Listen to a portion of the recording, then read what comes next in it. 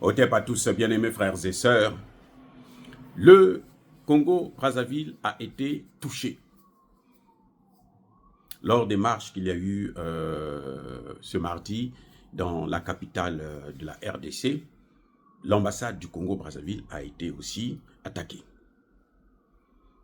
J'ai suivi un communiqué, je ne sais pas si c'est le gouvernement congolais ou quoi, qui disait que c'était une situation grave et tout, machin, tout ça. Sur le plan diplomatique, sur le plan international, c'est une situation grave, c'est clair. Mais, sur le plan politique, politiquement parlant, c'est un message, à mon avis. Ça, ce n'est qu'un avis. C'est un message que le peuple est en train de donner à ses frères congolais. Que nous sommes en difficulté aujourd'hui, on ne vous voit pas. Mais demain, quand nous, on va s'en sortir, il ne faudrait pas être surpris que nous puissions avoir une certaine attitude vis-à-vis de vous. Je reprends. Les amis, ce qui s'est passé à l'ambassade du Congo, je ne parle pas des autres ambassades, je parle d'abord du Congo-Brazzaville. Le fait que la population ait attaqué l'ambassade du Congo-Brazzaville, c'est un message politique d'un peuple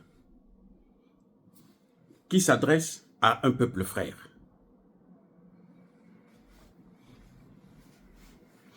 La guerre à l'est de la RDC, c'est la guerre du Congo-Brazzaville. C'est-à-dire que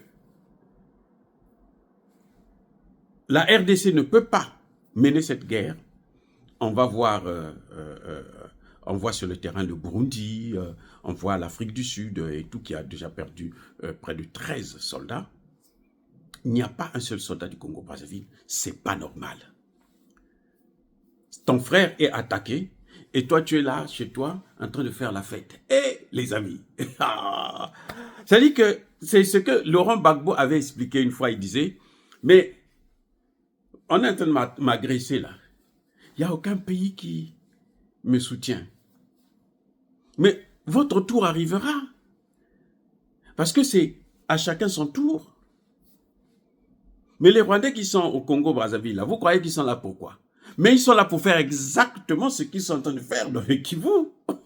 C'est-à-dire qu'il faut être, je ne sais pas, peut-être ne pas connaître la géopolitique, ne pas comprendre les phénomènes historiques. Ce qu'ils sont en train de faire là, ils vont faire ça aussi au Congo-Brazzaville. Le message que le peuple congolais, la RDC est en train de donner au Congo-Brazzaville en attaquant l'ambassade du Congo-Brazzaville, c'est de dire que, mais nous sommes en difficulté, vous êtes les premiers à être, vous devriez être les premiers à être avec nous. Vous devriez nous soutenir. Même si vous n'aimez pas Tshisekedi, aujourd'hui là, même si on n'aime pas Tshisekedi, c'est lui qui est à la tête du pays, il faut le soutenir. Les règlements de compte, c'est après. Et croyez-moi, un peuple se trompe rarement, très rarement. Si la manifestation avait été organisée par les autorités, ça pouvait se comprendre que bon, on les a manipulés pour aller attaquer le Congo. Mais cette manifestation, qui s'est déroulée d'ailleurs sur l'ensemble du territoire congolais, elle a été spontanée.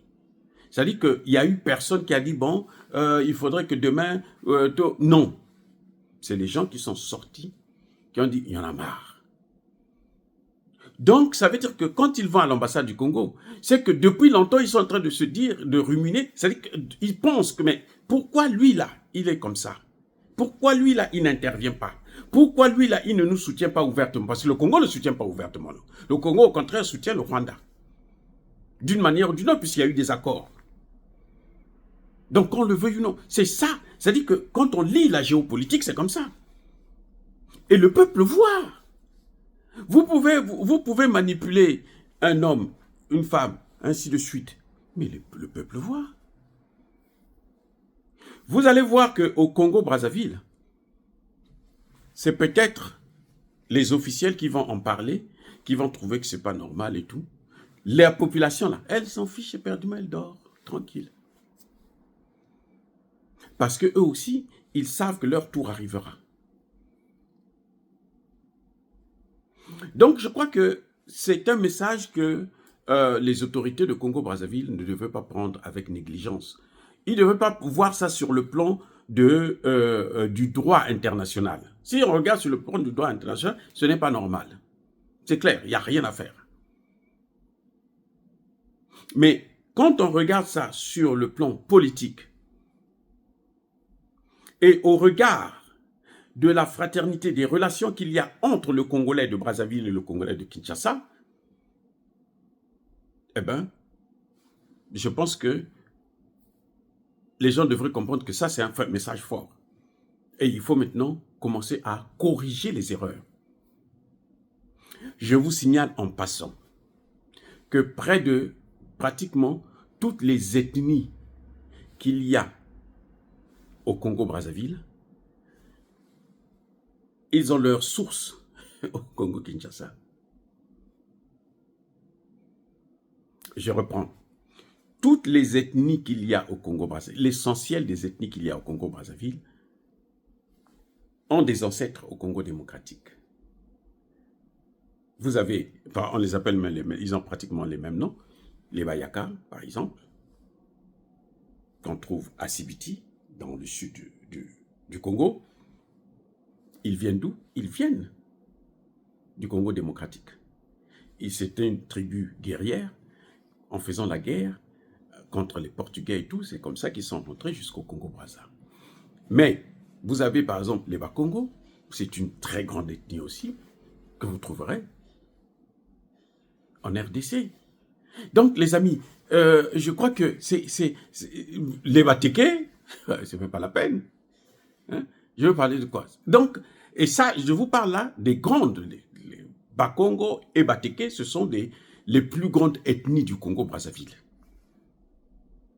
Même si ce n'est pas eux qui ont le pouvoir aujourd'hui, on voit d'autres, mais les plus grandes et les plus anciennes, ce sont ces ethnies-là. Les Bembe, vous les avez aussi au Congo démocratique. Donc, et je vous parle là de grandes ethnies. Quand vous allez au Congo-Brazza, vous ne pouvez pas ignorer qu'il y a une ethnie qu'on appelle Bembe, une ethnie qu'on appelle Batéké, une ethnie qu'on appelle Bakongo, Bayaka, ainsi de suite. Donc, vous voyez, je pense que les autorités du Congo-Brazzaville ne devraient pas prendre ça sur l'aspect purement juridique. Ce serait se tromper. Ils devraient plutôt prendre ça dans son aspect politique et stratégique. Et surtout de se dire que, mais le tour arrivera. Je disais tantôt, je prenais le cas de Gbagbo, ben après, qu'est-ce qui est arrivé au Burkina Faso? Ensuite, qu'est-ce qui est arrivé au Mali? Les Maliens là, hein? Les Maliens que vous voyez là, ils ont tous soutenu, et les Burkinabés, ils ont tous soutenu, pour la plupart, Alassane Ouattara, qui avait perdu l'élection. Aujourd'hui, on le sait. Parce qu'il était musulman. Comme eux. Un faux musulman, bien sûr, puisque lui, le champagne, c'est pas... C'est ça. Vous voyez? Bref, c'est un peu ça. Chacun à son tour. Le Congo-Brazzaville aura aussi son tour. Et il vaut mieux déjà se préparer. Et la meilleure façon de se préparer, c'est d'assister l'autre qui est en difficulté. Chez nous, il y a des gens, quand les autres perdent un parent, ils ne vont jamais à la veillée, ils ne font pas l'enterrement, ils sont chez eux. Mais le jour que ça va t'arriver, là, les autres aussi vont te... Dans tout le village, là, tout le village, les gens seront là à te regarder. Qu'est-ce que tu vas faire? Bref, en tout cas, je pense que ce serait pas... Les gens ne devaient pas prendre ça pour une situation gravissime. Non, moi, je ne pense pas que c'est grave. C'est plutôt un appel. Un appel à l'aide, un appel à l'assistance, un appel à la solidarité et à l'amour d'un frère, d'une sœur qui est en difficulté. Moi, c'est comme ça que je prends ça. Soyez bénis, abondamment bénis par le Dieu des Kémites et par nos ancêtres angélisés, mais que tous ceux qui persécutent le continent africain, le pillent et le déstabilisent, qu'ils soient noirs, blancs, chinois, arabes, juifs, indiens ou qui qu'ils soient punis, maudits, foudroyés, neutralisés, écrasés, effacés par le Dieu des Kémites et par nos ancêtres angélisés. Vive l'Afrique éternelle, j'ai dit et j'assume.